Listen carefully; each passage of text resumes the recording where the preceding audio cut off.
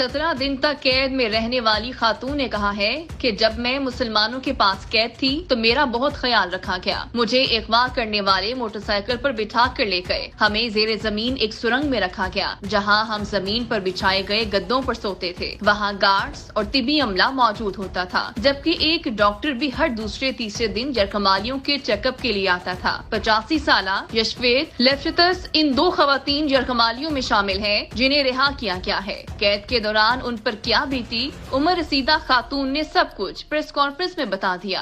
बूढ़ी खातून ने बताया, हमें सुरंगों में रखा गया था जहां हमें खाने के लिए सफेद पनीर और ककड़ी दी गई और ये वही खाना था जो हमें अगवा करने वाले भी खाते थे। वहां पहुंचने पर जब मोटरसाइकिल से उतारा गया तो हमारा इस्तकबाल करने वालों ने कहा, हम कुरान पर यकीन रखते हैं, इसलिए आप लोगों को यहाँ कोई तकलीफ नहीं पहुँचेगी। रिहाई के वक्त का क्लिप देखा जा सकता है। जिस वक्त उन्हें रिहा किया जा रहा था तो रेड क्रॉस के एहलकारों के साथ जाते वक्त यशवेत पीछे मुड़ती हैं और अगवाकारों से मुसाफा करके हाथ बढ़ाती हैं। वीडियो क्लिप में नजर आता है कि यशवेत का बड़ा हुआ हाथ वो थामता है और फिर अपने दोनों हाथों से एहतरामन उनसे हाथ मिलाता है और फिर इन्हें रुखसत करता है।